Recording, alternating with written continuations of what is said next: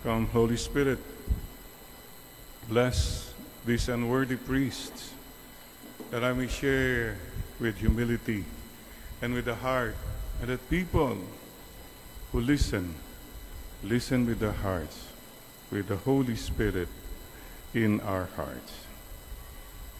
Sisters and brothers, we woke up this morning. Nakarating tayo dito. Parang may bagyo, pero we're here to honor God. Salamat po, Panginoon. Thank you, Lord. Thank you. Wala ba kayong mga kamay?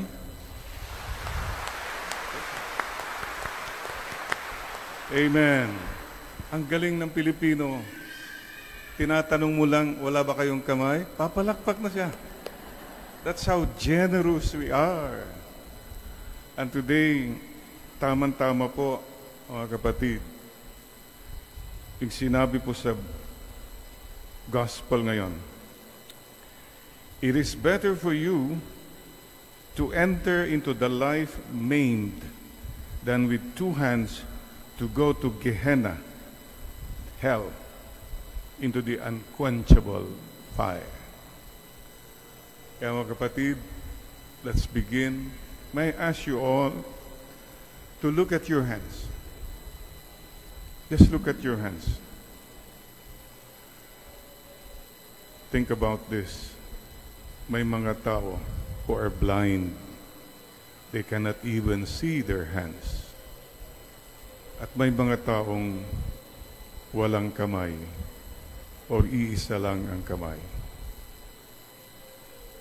So this moment, right away, should humble us and make us grateful, humbly grateful to God. Mga kapatid, look at your hands. Ilang taon na nakasama mo yung mga kamay na yan. Today, alalahanin natin ang ating mga magulang who sacrificed for us since we were little children and who loved us.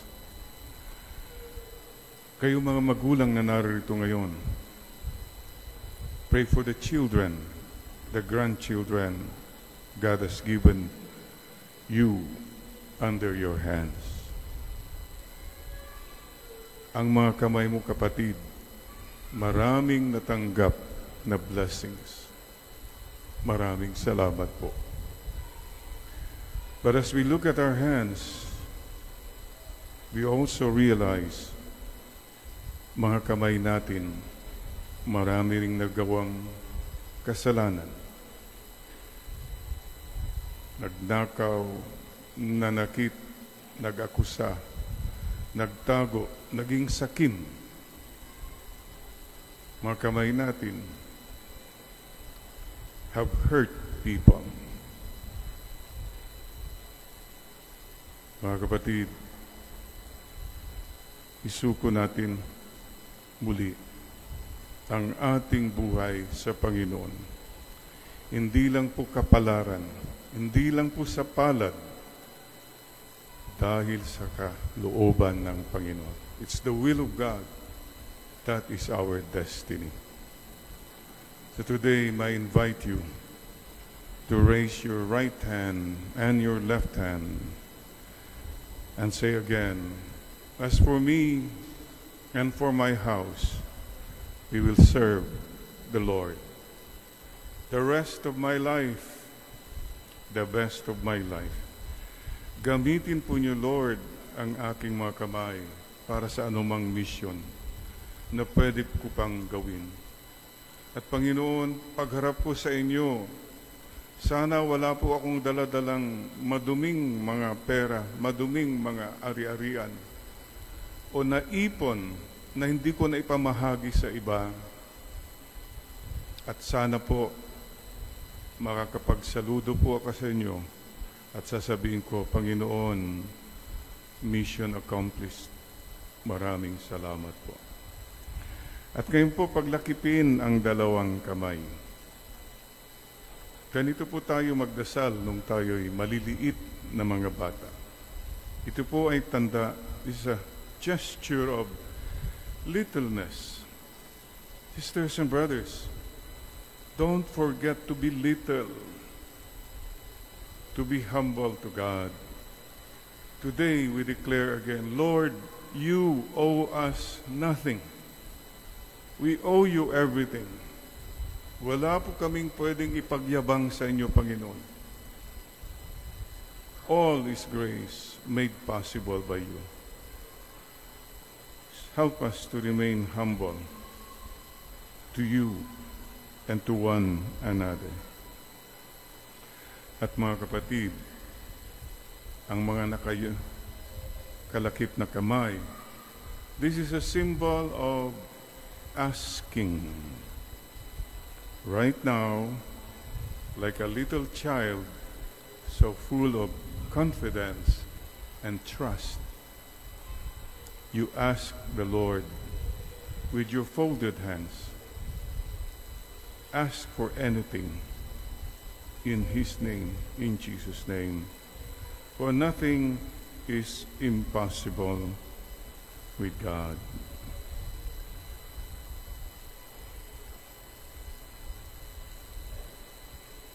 Maraming salamat po, Panginoon.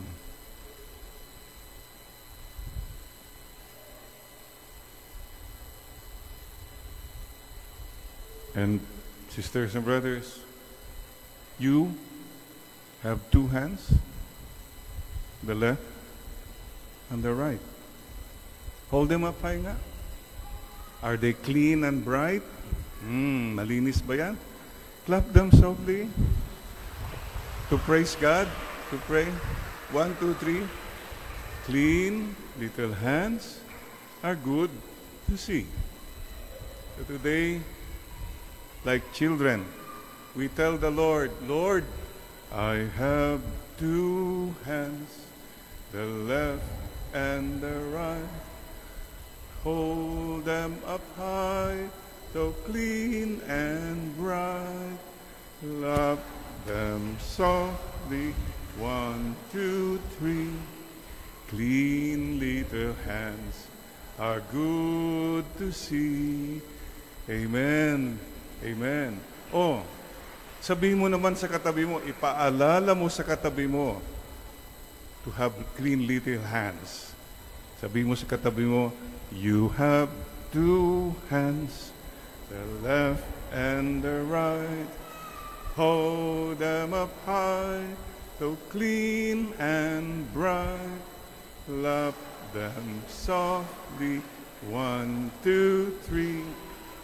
Clean little hands are good to see. Wala ba kayong mga kamay? Ayun, thank you. Salamat po. Very simple reminder po ng Panginoon. At the end of our lives, sana our hands are not just full, but our hearts are full. At the final customs in heaven, naku, yan ang kakatakot. Nasubukan niyo na po ba? Did you ever experience going check-in and you are overweight and you have to remove all the excess luggage? That is the situation of many people, and I hope we are not into that. When you realize at the end of your life, there are many excess luggage because you had dirty money na kinurakot, ninakaw mo, etc. You even have blood money, your hands are bloodied, etc. No. The Lord is telling us, stay good, stay beautiful. It pays to be good. The book of James is telling us about that. Kapatid, do not envy those who prosper with so much money by evil ways. Don't. Stay good and stay beautiful. Okay lang po, hindi naman po natutulog ang Diyos.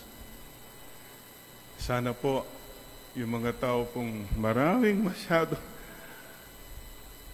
be warned. May hangganan po ang lahat. What matters most in the end, what does it profit you and me? We gain the whole world and we lose our soul.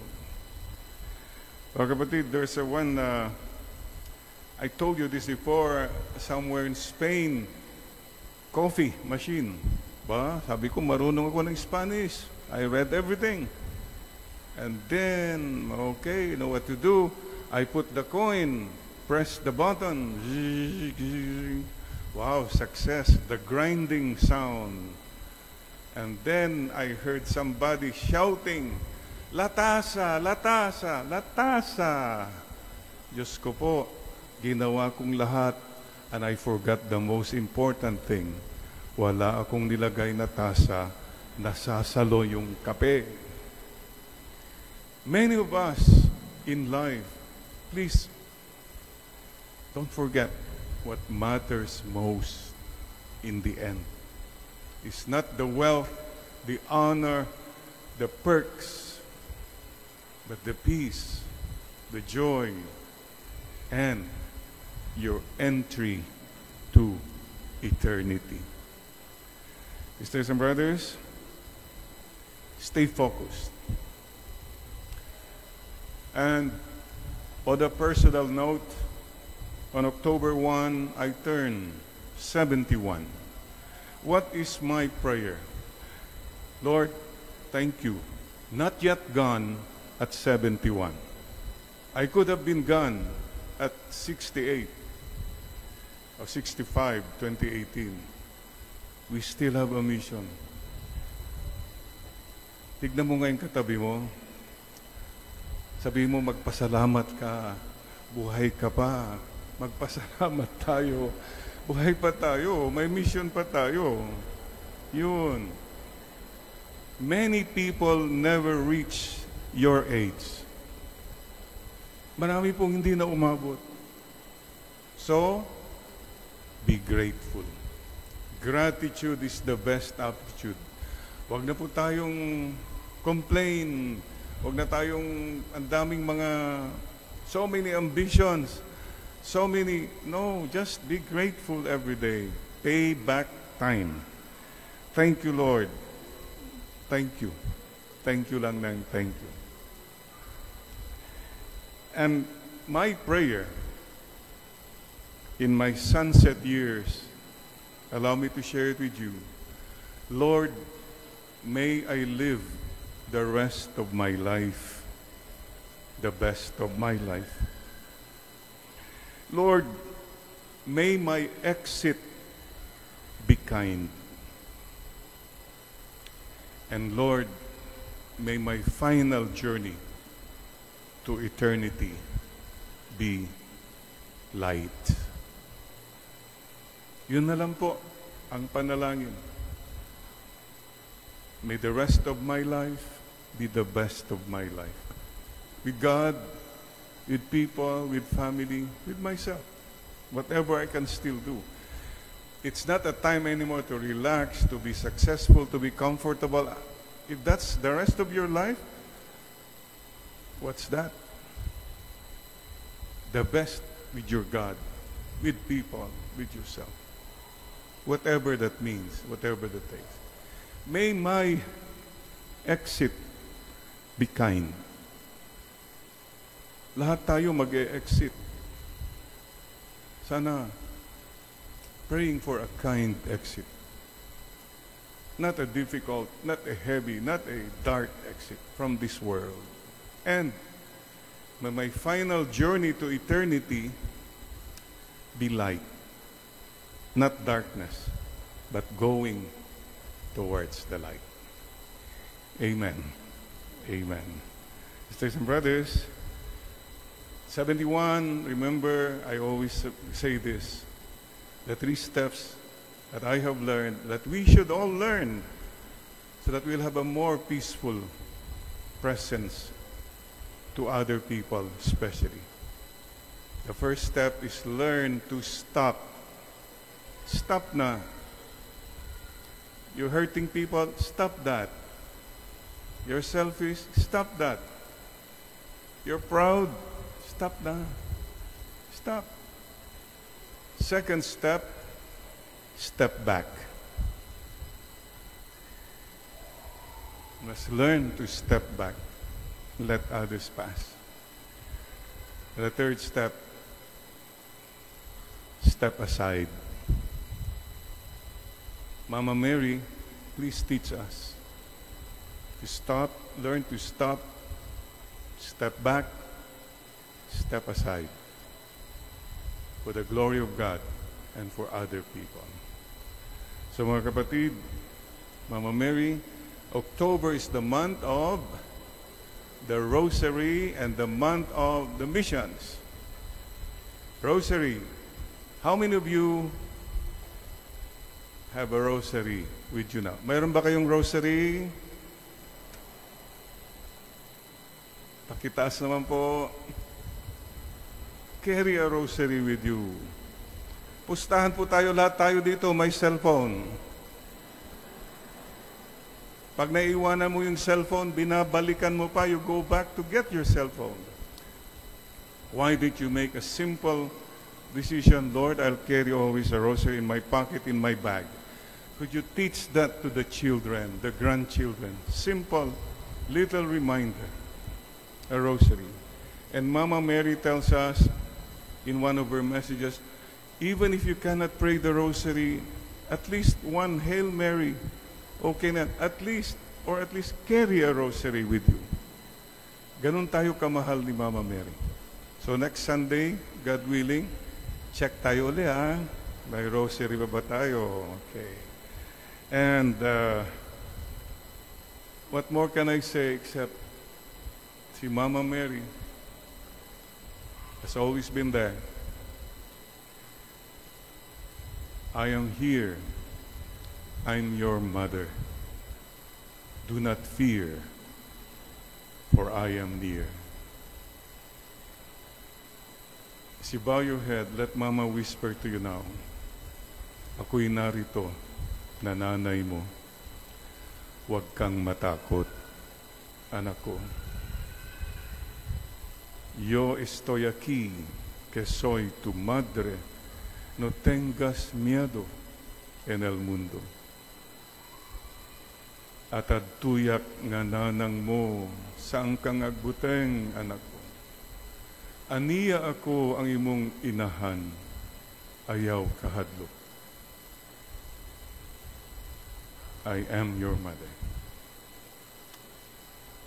And today, we also pray for Filipino migrants and for all seafarers and refugees.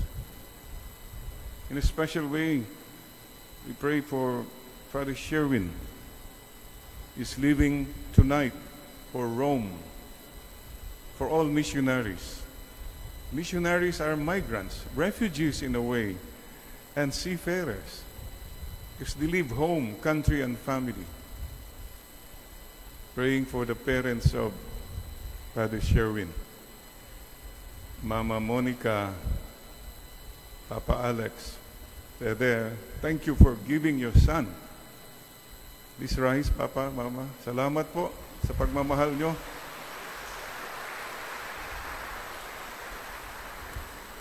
For the kingdom, for the power and the glory of God. So mga kapatid, we bow our heads again. We consecrate our hands. Open your hands once more. And Lord, bless my hands. Use my hands to help, to comfort, to guide. May I never again use these hands to steal, to kill, or to hurt people, accuse people. I consecrate my hands to you for whatever mission you still have for me. Amen, Lord, and amen. And right away, you can use your hands. You hold the hands of the people around you. Reach out. Yes, tell the person beside you, don't worry, be happy. God bless you. Mama Mary loves you. Paki-bless mo ulit yung katabi mo. God bless you. Mama Mary loves you. Me too.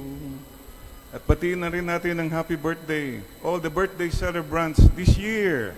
Happy birthday to you. Tuloy na rin natin sa Pasko. And may the spirit of Christmas be always in our heart. Wala ba kayong mga kamay? Thank you, Lord.